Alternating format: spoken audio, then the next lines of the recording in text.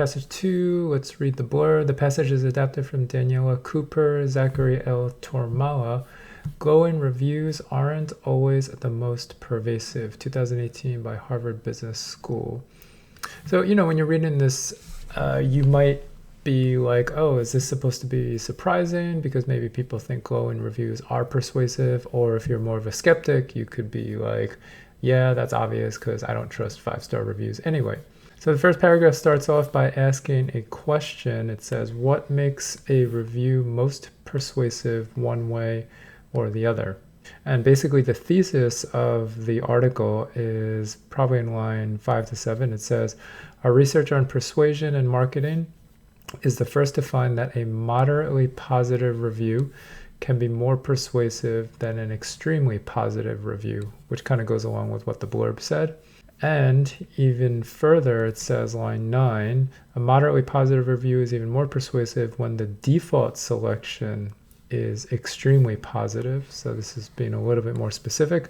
Then they give a reason. It says, this is because reviews that deviate from a default review selection are perceived to be more thoughtful and thus more accurate. So thesis with some sub-ideas. Next paragraph talks about a specific experiment. We'll call this experiment 1. And the experiment showed participants a consumer review for a particular granola bar. And it says, line 18, we had the participants read a single review from a previous customer, and we varied whether that review gave 10 stars, the pre-selected default, or 8 stars. And then the results are in line 22. When we offered the participants the choice between a free granola bar or a commensurate amount of money, here's the results. The people who viewed the 8-star review were more likely to choose the granola bar than were people who reviewed the 10-star review. So that, again, backs up their thesis that we said from the first paragraph, that moderately positive review can be more persuasive than an extremely positive review. Unless, of course, there was some weird reason that they wanted the granola bar, but we presume it's because they wanted to eat it. Next paragraph talks about another experiment. We'll call this experiment 2. And it says the moderately positive reviews were not just seen as more persuasive, but also as more helpful. So we've got another type of measurement, persuasiveness versus helpfulness. This one uses a 5-star scale, line 31. The platform allows consumers to indicate if they find a particular review to be helpful. So this makes me think, hey, are we talking about Amazon? Because Amazon basically does that. And then here's their assumption. It says that because previous research suggests that consumers rate reviews as more helpful when those reviews are more persuasive, we analyzed helpful votes as a proxy for the review's persuasiveness. So that's an assumption. They're basically saying, hey, if people think that these reviews are helpful, that necessarily means that they're persuasive. Whether that's true or not, they said that they have data to back that up. I'm not sure. So what does it say? The results are similar. Line 36, the data reveal that consumers rated deviatory non-5-star reviews as more helpful than non-deviatory 5-star reviews. So again, backs up the idea that less positive reviews are more persuasive than more positive reviews. Next paragraph talks about another study. We'll call that experiment 3 or study 3. And keep in mind, experiments 1 and 2 basically said that the more extreme reviews were not helpful. This one kind of goes in the opposite direction. It says the extreme reviews regain their persuasiveness if they're long. So it's one way to redeem the longness or the extremeness of the review, I mean. So what did they do on 45? Consumers viewed brief reviews that included either a 4 or 5-star rating in the context of a 5-star default. And they were more likely to purchase the pen when they viewed a 4-star review. But here's the key. When we gave them longer reviews with either 4 or 5-star ratings, the review's deviatory status no longer impacted the consumer's desire to purchase the pen. So that's what's different about experiment 3 from 1 and 2. Last paragraph, another experiment or another study. We'll call that experiment 4. So what's different about experiment 4 is now they're taking on the perspective of the person who's actually reading the review as opposed to people who are viewing reviews. It says, when consumers want to persuade another shopper to make a similar purchase, they will often leave the highest possible rating even when they knew or know that the highest possible rating is the default. And so what do they say as a conclusion, line 59? In their attempts to increase their own persuasive influence, then, consumers may inadvertently decrease it by forcing moderate endorsements, even when they themselves find such endorsements to be more persuasive. So that's basically saying that, hey, if you leave a review, you want it to be persuasive, your tendency is going to be to do 5 stars, even though all the other studies have shown that that's actually going to be less persuasive. So again, the thesis is here in the first paragraph, and basically every paragraph after that is another study or another experiment. They're all kind of going along in the same direction, and as we said, experiment 3 and experiment 4 just kind of showed some different aspects. Question 11, which choice best describes the overall structure of the passage? So remember we said first paragraph basically gave the overall thesis statement. Each paragraph after that described a different study. Choice A, researchers present experimental results and then propose practical applications for them. This makes it sound like the experiment was said first and then they really don't get into practical applications. So A, probably not going to work. B, researchers question an accepted claim, maybe, and then reveal reasons for their doubts. So again, it's not so much that there are reasons being given, it's more just the results of studies. So most likely B, not going to work. We'll just keep it there just in case. C, researchers describe surprising findings and then examine a variety of possible explanations for them. So again, B and C, because of the second part, kind of sounds a little bit off. They don't really so much give explanations or reasons. Choice D, researchers offer an explanation for an unexpected phenomena. Yeah, that was true from paragraph 1, and then present studies supporting the explanation. So very quickly, going back to paragraph 1, the reasons for the phenomena. Remember, the phenomena was listed right over here. A moderately positive review can be more persuasive than an extremely one. This is because, here are the reasons. Reviews that deviate from a default review selection are perceived to be more thoughtful and thus more accurate. So D is going to be the best choice for 11. Question 12, according to the passage, the researchers were primarily interested in investigating which question? So initially when I was doing this, I thought they were talking about this question here. What makes a review most persuasive one way or another? So that's what I was thinking, and let's go through the choices. A, are consumers likely to believe that extremely positive reviews are intentionally deceptive marketing tools? They don't go this far into talking about whether or not it's purposefully done in that way to make it deceptive. So I would say this is going a little too far. Choice B, why are moderately positive reviews just as likely to deter purchases as they are to encourage them? This was never actually stated anywhere in the passage. They never said that moderately positive were just as likely to deter purchases as to encourage them. Remember, the main argument was that less extreme positive can be more persuasive than the more extreme positive ones. So B, totally off. C, in what circumstances might positive reviews have effects similar to those of negative reviews? When I first looked at this, I was like, this is okay. I was expecting D to be better. Notice how this, you can interpret it to fit with the main thesis.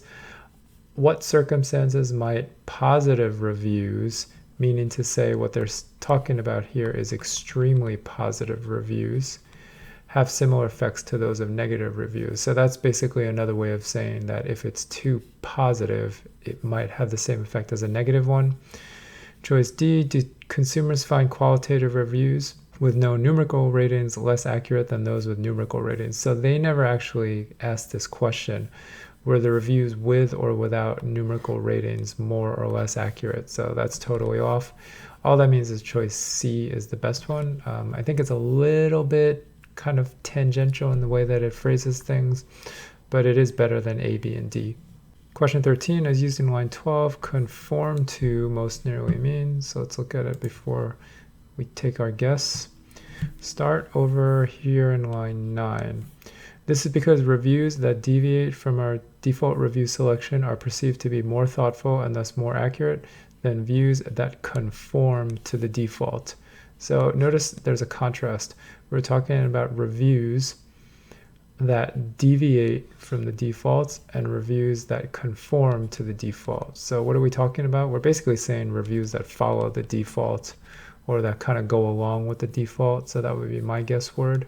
So the reviews, do they adjust to the default? That doesn't really make sense. Correspond to means matches with them. So yeah, if our guess word was to follow, then B seems like it makes sense. Choice C, the reviews reconcile with the default. You can actually reconcile two things that don't match. Like you can reconcile contradictory data if you've got a good explanation for it, but you generally don't say that one thing reconciles with another unless you're talking about people, like one person reconciles with another person if they're in sort of like a fight. So I would recommend just look up the usages of reconcile in merriam-webster.com and you'll see what I'm talking about. Choice D, the reviews combine with the default. So yeah, that doesn't really make sense. I'm not really sure what it means for a review to combine with it, but really what they're talking about is following or looking the same way, and so B is going to be our best choice.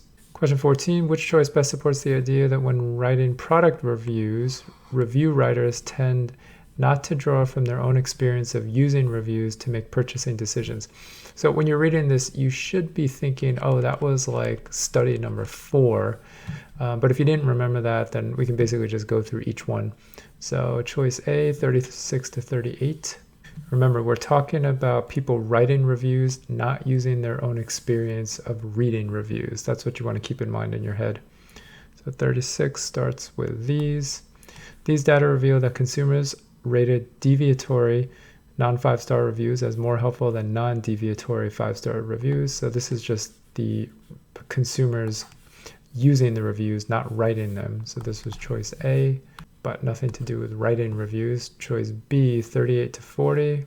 Again, less positive reviews appear to be more persuasive than more positive reviews in the context of an extremely positive result. Again, nothing to do with writing reviews. B is out. C, 55 to 59.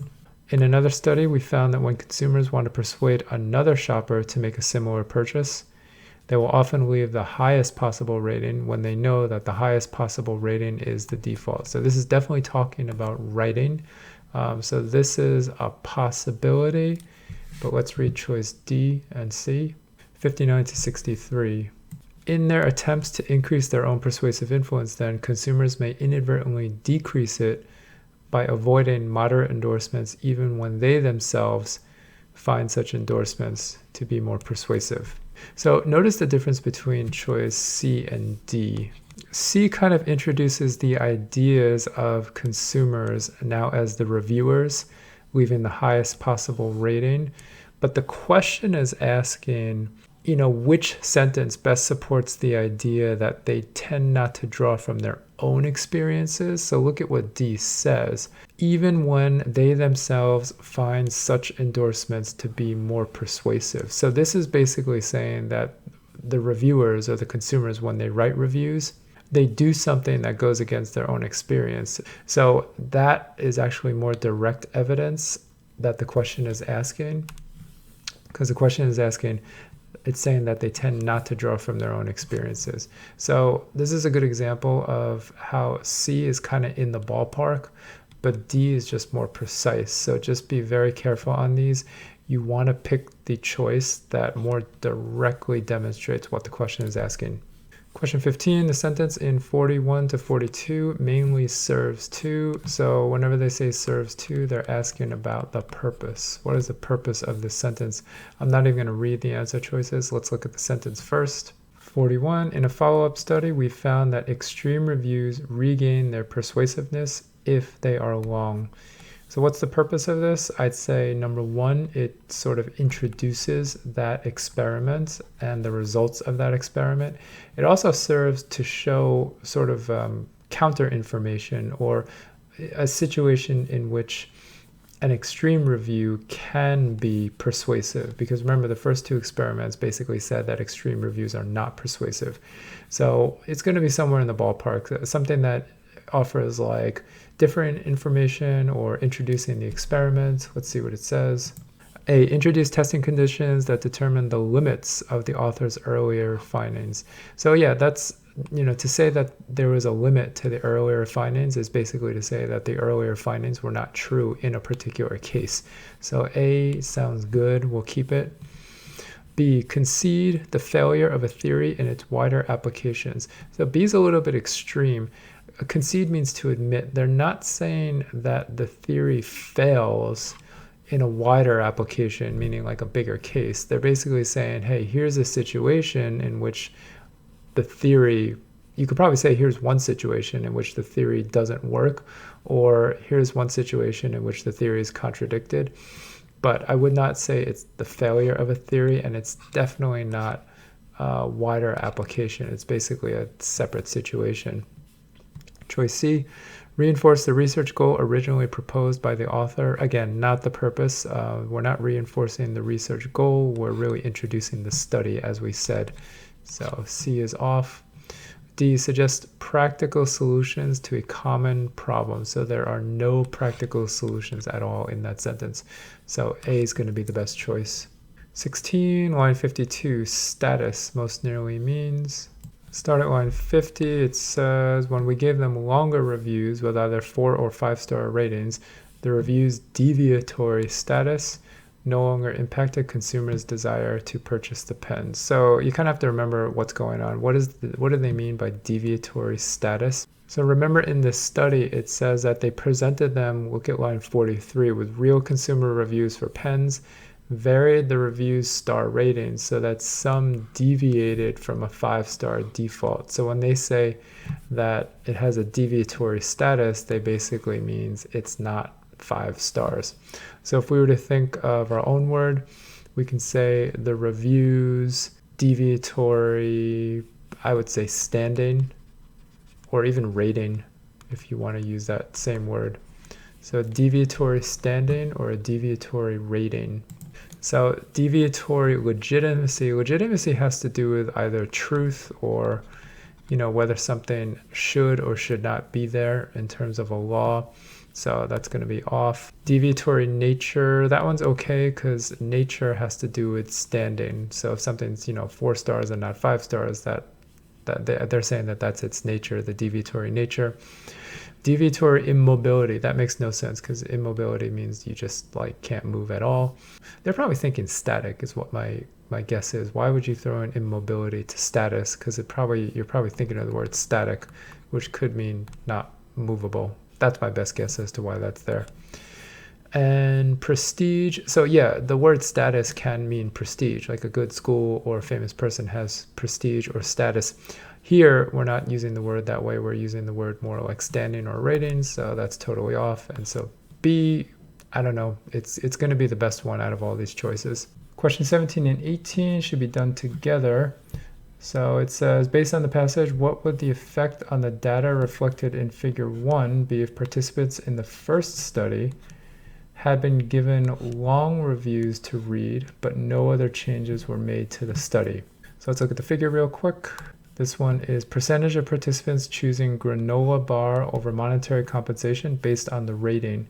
And here we've got the 8-star review and the 10-star review. So again, this goes along with the thesis that the less extreme views were seen as more persuasive than the more extreme views. So going back to the question, it's saying, what would be the effect if the participants had been given longer reviews to read?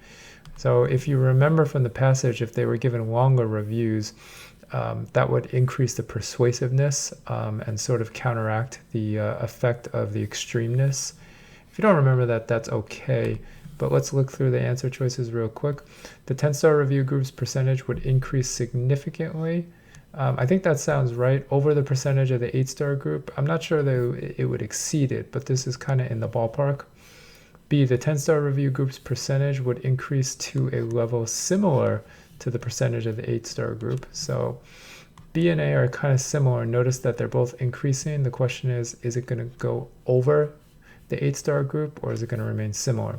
C, the 8-star review group's percentage would decrease to a percentage below. So that doesn't make sense because if you remember, it said the longer the review, the more persuasive it seems. So decrease doesn't make sense. B, both the 8-star and the 10-star review group's percentage would remain unchanged. I don't think that's going to be true either. I think it's going to go up. The question is how much. So let's keep an eye on how much it's going to increase, and let's look at the evidence. A 42 to 45. Start over here. We presented consumers with real consumer reviews for pens and varied the reviews star rating so that some deviated from a 5-star default.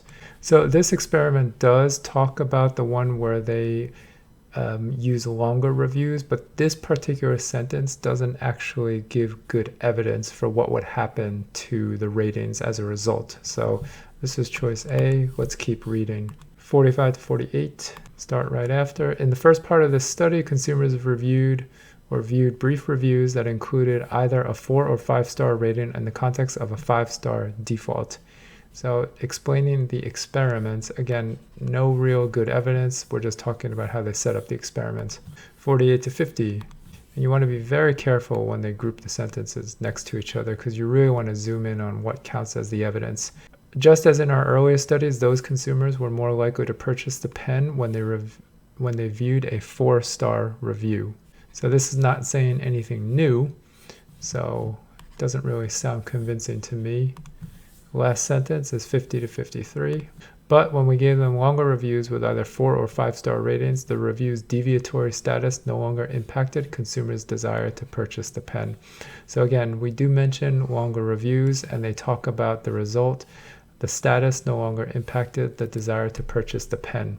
So it's definitely choice D down here. Now the question is it going to increase over the percentage of the 8-star group, or is it going to increase to a level similar? I'm going to argue that it's going to be similar because the 8-star group was already seen as persuasive, so it seems to be more likely that it would rise up to where it is, meaning to say the 10-star review would probably go up to where the 8-star is, and there really would be no reason for it to exceed the 8-star reviews. Question 19, according to figure 2, the mean perception of the review's accuracy was lower than the mean perception of the review's thoughtfulness in which condition? So look at figure 2. It says participants' perception of accuracy and thoughtfulness of reviews of a cleaning service under various rating and default rating conditions. Notice the first row is mean perception of accuracy. Second row is mean perception of thoughtfulness. So the question is asking, when was accuracy lower than thoughtfulness? You just want to go through each of these 4 columns. It only happens right here. 5.06 is lower than 5.10. So this is the evidence for question 19. 10-star reviews in the 8-star default category. Yep, that's exactly what we're looking at. Notice all the answer choices basically just pick a different column. So C is going to be the answer. Question 20, which statement do the data in figure 2 best support? So we kind of just have to go through each of them. Participants found rating systems with 8-star defaults to be highly accurate. So rating systems with 8-star defaults, that was over here on the right. And the accuracy was 5.06 for a 10-star review and 3.41 for an 8-star review. I'm not really convinced just because 3 is pretty low. It's as low as all the other 3s over here. A, probably not the best choice. B, participants did not find 10-star reviews to be thoughtful or accurate. 10-star reviews occur in 2 columns. 3.59 here, 3.26 here. So in this column, I would agree, not very thoughtful, not very accurate because the scale is from 1 to 7. But here they gave them 5 and a 5, so that's pretty close to 7. So I don't think B is going to work. Choice C, participants trusted deviatory reviews only when the default rating was extremely high. Let's look, when was the default rating extremely high? That would be obviously here, 10-star default rating. Now, were the deviatory reviews trusted? We got a 5.48. Okay, seems like it's so. What about the 8-star default rating? The deviatory was 10-star here. So these are both 5. So I wouldn't say it's true that they trusted the deviatory ratings only when the default was high. Because here, the default is 8, yet the deviatory, which is 10, is still pretty high. So let's look at choice D. Participants trusted deviatory reviews more than non-deviatory reviews regardless of the default rating. So going back here, we were already looking at the deviatory reviews. It's here because 8 star is deviatory when 10 star is the default, and here 10 star is deviatory when 8 star is the default. So that's actually true because both 5 and 5 are higher than 3 and 3. So all that means is that D is going to be our best choice.